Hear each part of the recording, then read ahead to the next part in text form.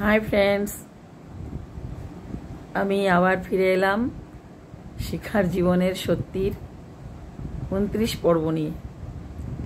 আশা করি তোমরা সবাই ভালো আছো, খুব ভালো থেকো, এই শুভকামনা দিয়ে শুরু করছি আমার জীবনের সত্যির 29 পর্ব। আমি প্রত্যেক শনিবার করে আমার জীবনের সত্যি আমি ফেসবুকে ছাড়ি, কিন্তু আমার গত শনিবার আমি পারিনি করতে। আমার একটু শারীরিক অসুবিধা ছিল, আমার শরীর খারাপ ছিল, আমি রেকর্ড করতে পারিনি। একটা দাঁতও তুলেছি, একটা দাঁত ভীষণ ডিস্টার্ব করছিল, সেই কারণে আমি একটু ডিস্টার্ব ছিলাম, কথা কম বলতে পেরেছি।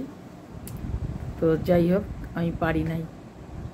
তো আবার চাইনি যে আগামী শনিবারটাও মিস যাক, তাই আমি আজ শুরু করছি। যেটা কথা ছিল যে আমাকে যেরকম একটা দুর্ঘটনা হতে হতে আমি বেঁচে গেলাম, বা আমার গ্রামের বাড়ির বাপের বাড়ি গ্রামের বাড়ির আশেপাশের সব যারা ভাই কাকা মামা যারা ছিল, তাদের যে ভেতরে একটা খারাপ নজর ছিল, সেটা আমরা বুঝতে পারিনি, আমি বুঝতে পারিনি। আমি তো সবাইকে ডেকে অঙ্ক করতাম, শিখতাম, ইংরাজির মানে শিখতাম, এগুলো করতাম। তাদের ভেতরে যে এরকম একটা কিছু মানসিকতা পুষে রেখেছে আমি জানি না। তো যাই হোক, আমি সে যাত্রায় তো বেঁচে গেলাম, ফিরে এসেছিলাম। তারপর বাড়ি মা এদিকে খোঁজ খবর শুরু, রাত্রে খেতে হবে। তারপরে খাওয়া দাওয়া করলাম, নিজেকে সব ঠিকঠাক করে খেলাম, খেয়ে দিয়ে মাকে পরে সব কিছু বলে দিয়েছি। মা জানো এই কেস, আর কাউকে বলিনি, মাকে বলেছি, শুধু বাবাকে বলিনি। আমাদের গ্রামের 5-7 গ্রাম নিয়ে একটা পুজো হতো, ভীষণ আনন্দ। আশেপাশের সমস্ত গ্রামের লোকজন ওই পুজোতে সামিল হতো, যুক্ত হতো, বিশাল আনন্দ। সে ভাবা যায় না, আগের জীবনে একটা সামাজিক স্কুল মাঠে পুজো বুঝতেই পারো কত আনন্দ হয়, সব একতা হয়। তো যাই হোক, গেল। তারপর আবার পুজো দেখতে গেলাম, অন্য পথে গেলাম। এবার সেই পথেও সেই শয়তানটা আর একটা পথেও কচু গাছ একটুখানি জমির আল দিয়ে দিয়ে একটা বাড়ির উপর দিয়ে একটা রাস্তা, সে মন্দিরের কোনাকুনি অনেক জায়গা জমি দিয়ে যেতে হয়, সেখান দিয়ে গেলাম। সেখানেও সেই শয়তানটা কচু গাছের আড়ালে দাঁড়িয়েছিল, ওখানেও আমাকে আবার ধরতে গেছিল। ঠিক মা কালীর মন্দিরটার একটু পাশে, মা কালীর মন্দিরের ওই জমির সাথে লাগোয়া সাইডে স্কুল মাঠের একটা কল ছিল, সরকারি কল, স্কুলের ছাত্রছাত্রীরাও ব্যবহার করতো, পাড়ার লোকও ব্যবহার করতো। ওই কলতলায়ও যাওয়া যেত, আবার মন্দিরেও যাওয়া যেত, স্কুল মাঠটায় যাওয়া যেত। আবার ধরতে এসছে আমাকে, যেই ধরতে এসছে আমি ছুটে দৌড়। আমি ওখান থেকে আর মায়ের কাছে গেলাম না, মন্দিরে গেলাম না, আমি উল্টে বাড়ি চলে এসেছি। এতটা জ্বালিয়েছে জানোয়ারটা। তা যাই হোক, গেল। এটাও আবার মাকে গিয়ে বলে দিয়েছি। আমার তো একটাই দুশ্চিন্তা, আমি খুব গরিব ঘরের মেয়ে, আমার বিয়ে হয়েছে। এবার আমার স্বামী শ্বশুরমশাই সবাই যদি আমার জীবনের একটা কোনো রকম এই ধরনের দুর্ঘটনা শোনে, তো আমি জানি যে আমাকে আর ওরা নেবে না, আমার সংসার শেষ।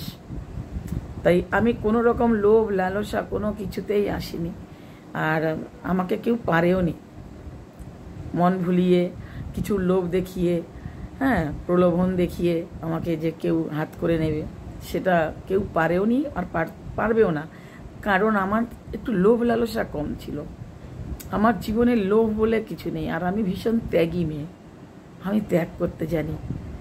আর একটা জিনিস মানতে জানি ছোটবেলা থেকেই, লোকের কি আছে না আছে সেটা তাদের আছে, সেটা আমার যেমন কাজে লাগবে না। আর আমি যদি কপাল পাচিরে হায় হায় করে কাঁদি, তাও আমার হবে না। হ্যাঁ, যদি ভাগ্যে থাকে, সময় হলে অবশ্যই সেটা আমি পাবো। আমি এটাতে খুব দৃঢ়ভাবে বিশ্বাস করতাম, আর আমি আমার কর্ম করে যেতাম। তা আমার ভাবনা সফল হয়েছে। সত্যি নিষ্ঠাভাবে যদি নির্লোভভাবে ত্যাগী হয়ে যদি জীবন পথে সত্যের পথে এগিয়ে যাওয়া যায় না, ঈশ্বর যে সময় আসলে দুহাত ভরে দেয়, তার একটা একেবারে জ্যান্ত প্রমাণ আমি নিজেই।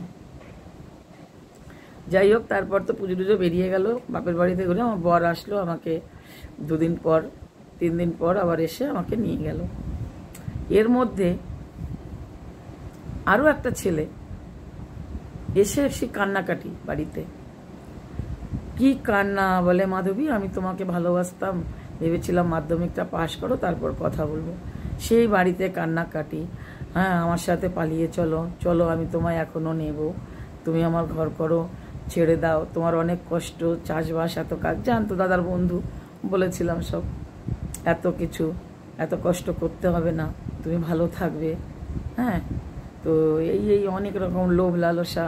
তা আমি তো আমার বাবা মার সম্মান নষ্ট করে এ কাজ করতে পারবো না। 1 নম্বর, 2 নম্বর, আমার জীবনে যেটা হয়েছে ঈশ্বরের কৃপায় আমি জানি সেটাই আমার ভাগ্য। কিন্তু ওই আর একজনের লোভ দেখিয়ে সমস্ত সম্মান ডুবিয়ে রানী হয়ে রাখবে সেই আশা লোভে আমি যাব না, সেই বাড়িতেই থাকবো। সে কাজ করতে করতে মরে গেলে মরে যাব, যদি সহ্য করতে না পারি সুইসাইড করব, কিন্তু ওনার ঘরেই থাকবো, আমার স্বামীর ঘরেই থাকবো। তো যাই হোক, এভাবে ওকেও আমি ইগনোর করলাম, বুঝিয়ে বলে যে দেখো সম্ভব না, এভাবে এগুলো তোমরা করো না। আর এই সব কিছুর মধ্য দিয়ে বন্ধু আমার না লেখাপড়াটা হলো না। আমার তো ফেব্রুয়ারি মাসে, বোধহয় জানুয়ারি ফেব্রুয়ারিতে বিয়ে হয়েছিল। তারপর আমি প্রচুর তো পড়তে ভালোবাসতাম। তা আমি শ্বশুরবাড়ি যাওয়ার পরে আমার শাশুড়ি মা বলে কি, পড়াশোনা করলে বাড়ির কাজ করবে কে, আর আমার স্বামীর ভীষণ ইচ্ছে আমাকে পড়াবে। তো উনি সেই টিসি এনে একটু দেরি হয়ে গেছিলো।